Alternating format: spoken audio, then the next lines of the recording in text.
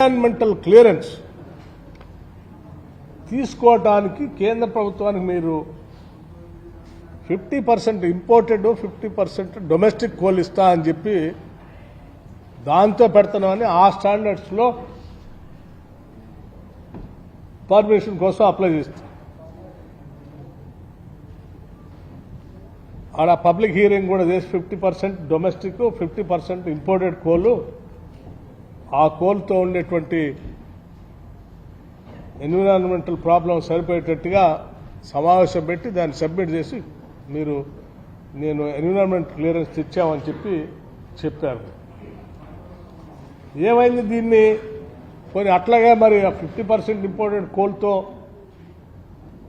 50% స్థానిక కోల్తో మన ఇండిజినియస్ కోల్తో నడుపుతున్నట్టు లేదు, మొత్తాన్ని 100% ఇండిజినియస్ కోల్గా పర్మిషన్ వచ్చిన తర్వాత మీరు మార్చేశారు. బాధ్యత గల ప్రభుత్వం, రాష్ట్ర ప్రభుత్వం కేంద్ర ప్రభుత్వానికి ఎన్విరాన్మెంట్ క్లియరెన్స్ కోసం అప్లై చేసేటప్పుడు ఎవడైనా అబద్ధాలు చెప్తాడా? వాళ్ళు చెప్పామనుకో మరి దానికైనా స్టిక్ అయి ఉండి ఆ 50% ఇంపోర్టెడ్ కోల్ను వాడాలి కదా, నువ్వు వాడవైతే అది మార్చే వరకు దానికి సంబంధించి ఎవరో ఎన్జిటికి పోయారు. ఎవరు? Environment YTP suspended by the honourable NGT southern zone Chennai on 30th 9 2022. ఎవరున్నారు అప్పుడు అధికారంలో? మీరే పాలనలో ఉన్నారు. తెచ్చిన ఎన్విరాన్మెంటల్ క్లియరెన్సెస్ క్యాన్సిల్ చేశారు వాళ్ళు. 2022 నుంచి డిసెంబర్లో ఎన్నికలు జరిగేంత వరకు కూడా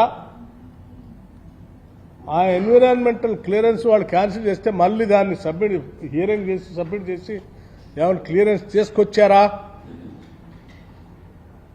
తీసుకుండా అలాగే పెండింగ్లో పెట్టారు. దాని జోలికే పోలేదు. నువ్వు దాని జోలికి పోకుండా ఎన్విరాన్మెంట్ క్లియరెన్స్ తెచ్చుకోలేకపోవటం వల్ల డిలే అయిపోయాది. డిలే అయితే దాని ఖర్చు తడిసి మోపడైపోయాయి. తెలంగాణ రాష్ట్ర ప్రజలు అసలే కోల్ ట్రాన్స్పోర్టేషన్ చాలా దూరంగా ఉంటే నువ్వు ఎక్కడెక్కడ పెడితే దాన్ని మోయలేక, ఆ భారాన్ని మోయలేక సస్తా ఉంటే దానితోడు ఇదైపోయింది. దీన్ని మీరు ఇలా గాలికి వదిలేసిపోతే మేము అధికారంలో రాగానే ఇది చాలా వేల కోట్లు పెట్టి తెచ్చి మరి అప్పు పెట్టి చేస్తా ఉన్నారు. దీన్ని ఎమ్మటే సరి చేయకపోతే ప్రమాదం ఇంకా భారం పడుతుందేమని చెప్పి ఆలోచనతో మేము అధికారంలోకి వచ్చిన మొదటి 3 నెలల్లోని వెంటనే దాని మీద రివ్యూ చేసి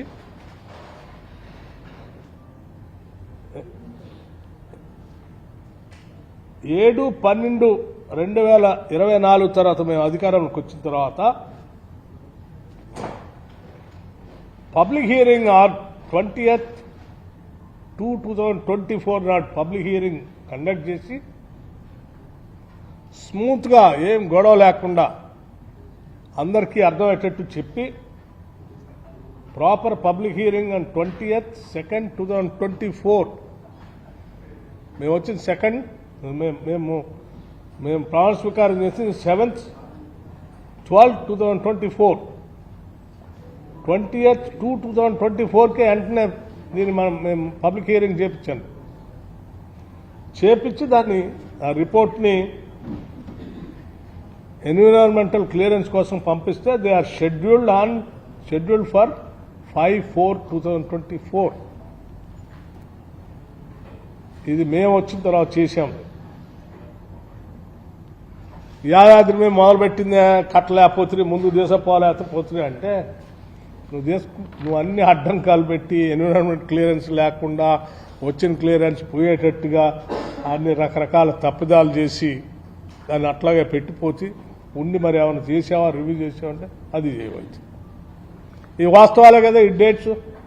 దీనిలో ఏం మార్చేదిగా ముఖ్యమంత్రిగా చేసిన పెద్ద మనిషి కనీసం ఇటువంటి డేట్స్ సహా ఉండే వాస్తవాలని రేపొద్దునైనా ఎవడైనా మాట్లాడుతున్నా అది మాట్లాడితే నా పరువు పోతుందనే కనీస ఇంగిత జ్ఞానం లేకుండా ఇట్లా రకంగా ప్రజలను తప్పుదోవ పట్టించేటట్టు మాట్లాడటం కరెక్టేనా అసలు? పోనీ ఇంకోటి దీంతో పాటు ఇంకోటి కూడా మాట్లాడినా. ఎన్టీపీసీ ఎన్టీపీసీ అడ్డ ఏనే రాష్ట్రాన్ని తెచ్చినట్టు. నేషనల్ ఎన్టీపీసీ రాష్ట్రానికి ఎవరు తెచ్చారండి?